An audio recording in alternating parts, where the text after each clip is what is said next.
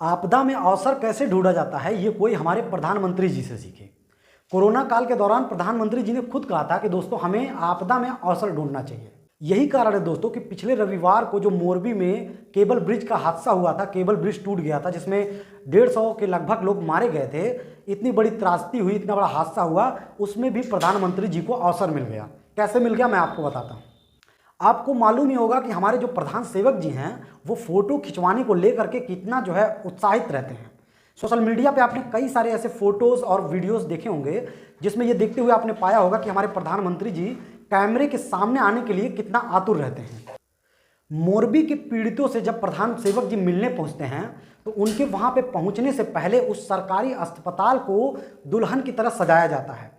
उसके दीवारों पे फिर से पेंट पॉलिश किया जाता है, पुट्टियां लगाई जाती हैं, दीवारों पे पोस्टर लगाए जाते हैं, जो मरीज हैं जिनके बेड उनके बेड सीट को बदला जाता है। उस सरकारी अस्पताल को पूरी तरह से सजाया जाता है सिर्फ इसलिए क्योंकि वहां प्रधानमंत्री जी आ रहे हैं पीड़ितों को देखने। पीड़ितों को देखना तो एक बहाना है, उसके पीछे इस आपदा को किस तरह से अवसर में बदला जाए। और चूंकि आने वाले समय में गुजरात में चुनाव भी है, उसके मद्देनजर ये कार्यक्रम वहां पे स्थापित किया गया था। आपको बता दें कि उसी अस्पताल में लगभग 140 से ज़्यादा लाशें रखी गई थी जो उसी मोरबी पुल हादसे के शिकार हुई थी। लेकिन ये सब ड्रामा उसी अस्पताल में किया जा रहा है। एक बात और आपने गौर किया होगा दोस्तों कि जब कैमरा सामने होता है तो हमारे प्रधानमंत्री जी रोते भी गजब के हैं, गजब कर रोते हैं। मतलब आप समझ नहीं पाएंगे कि वो एक्टिंग कर रहे हैं, इतना गजब रोते हैं। अब इतना व्यवस्था किया गया था, इतना सारा इंतजाम किया गया था, इतना बड़ा हादसा था, तो वहाँ पे प्रधान सेवक जी का भावुक होना लाजमी है क्योंकि उन्होंने सोशल मीडिया पे इतने सारे नुमाइंदे जो बैठा रखे हैं, उनके कंटेंट के लिए कुछ करना तो ज़रूरी है, इसीलिए प्रधानमंत्री वहाँ भावुक हो गए। तो अब आप समझ गए होंगे दोस्तों कि हमारे प्रधानमंत्री जी किस इतने बड़े लेवल के व्यक्ति हैं जो आपदा को अवसर में तुरंत बदल लेते हैं। नहीं समझे? अब एक और दूसरा उदाहरण मैं देता हूँ, दूसरे उदाहरण से मैं आपको समझाता हूँ, उससे शायद आप समझ जाएँ। आपको पुलवामा अटैक याद होगा, पुलवामा हमला याद होगा, नहीं याद है? नहीं याद होगा क्योंकि हम भारतीयों की आदत हो गई है कि हम जवानों के शहीद शहादत को भुलाते जा रहे हैं। मैं याद दिलाता हूं 14 फरवरी 2019 का वो काला दिन जिस दिन हमारे देश के 40 सीआरपीएफ के जवान एक कायराना हमले में शहीद हो गए थे।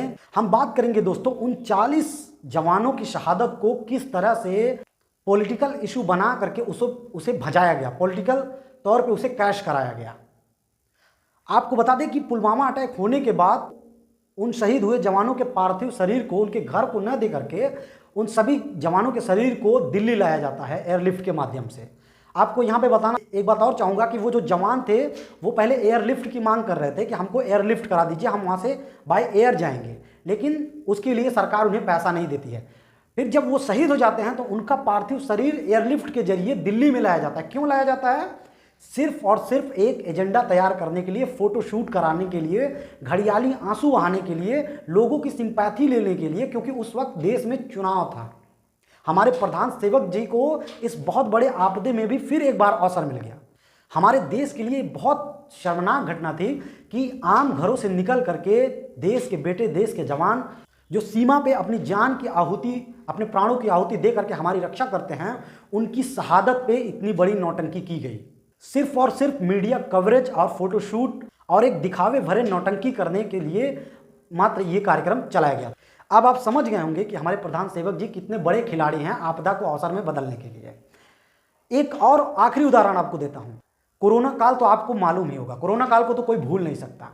जिस वक्त पूरी दुनिया में कोरोना वायरस का कहर बरप रहा था, धीरे धीरे बढ़ रहा था, हर देश अपने देश को सुरक्षित रखने के लिए कोई ना कोई कार्यक्रम चला रहा था, चाहे वो लॉकडाउन के माध्यम से, चाहे वो सैनिटाइजेशन के माध्यम से, चाहे वो सोशल डिस्टेंसिंग के माध्यम से। उसी दौरान हमारे देश में एक बहुत बड़ा प्रोग्राम कराया जाता है सिर्फ और सिर्फ मीडियाबाजी और फोटोबाजी के लिए। उस कार्यक्रम का नाम है नमस्ते ट्रंप। नमस्ते ट्रंप में लाखों लोगों की भीड़ इकट्ठा की जाती है। आप विजुअल्स देख रहे होंगे, फोटोज देख रहे होंगे, मेरे साइड में चल रहा है। उस नमस्ते ट्रंप कार्यक्रम में खाली फोटोशूट कराने के लिए, अपनी वाहवाही लूटने के लिए पूरे देश से लोगों को, देश और विदेश से भी लोगों को इकट्ठा किया जाता है। और आपको मालूम होगा कि उस दौर में, उस कोरोना काल के दौर में कितना घातक सिद्ध होता था लोगों का एकत्रित होना। यही कारण है कि सभी सरकारें लॉकडाउन लगा रही थी, लेकिन केवल अपने फोटोशूट और अपनी वाहवाही के चक्कर में हमारे प्रधान सेवक जी ने लाखों की भीड़ इकट्ठा की और फोटोशूट कराया, ट्रंप का स्वागत किया। उस वक्त भी वो दौर आपदा का दौर था, वो तो पूरे विश्व के लिए आपदा का दौर था, लेकिन उसमें भी हमारे प्रधानमंत्री जी ने किस तरह से उस बड़े आपदा में अवसर ढूंढ लिया। तो इस बात, इन तीनों चीज़ों से ये साबित होता है कि हमारे प्रधान सेवक जी जो हैं वो आपदा में अवसर ढूंढने में काफ़ी माहिर हैं। यही कारण है कि मोरबी में भी जो अभी ये पुल वाला हादसा हुआ है, वहाँ पे जितने लोग मारे गए हैं, जितने लोगों की जान गई है उस हादसे में, उनको भी भजाने में हमारे प्रधान सेवक जी पीछे नहीं हटे, उन्हें भी भजा लिया।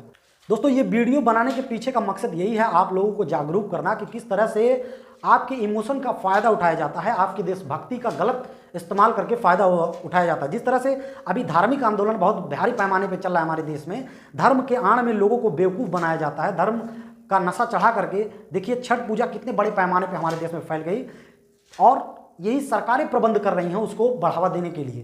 क्योंकि लोग जब एक मानसिकता से ग्रसित होंगे, एक विशेष मानसिकता के लोग तैयार होंगे, तभी उनकी दुकानें चलेंगी। तो ये आप लोगों को जागरूक करने के लिए मैं वीडियो बना रहा हूँ। साथ ही साथ मोरबी में जो इस हादसे के शिकार हैं उनके प्रति मैं अपनी भावभीनी श्रद्धांजलि अर्पित करता हूँ, पुलवामा के शहीदों को नमन करता हूँ, और जो कोरोना काल के दौरान जिन्होंने अपने परिजनों को खोया उनके साथ मेरी गहरी संवेदना है।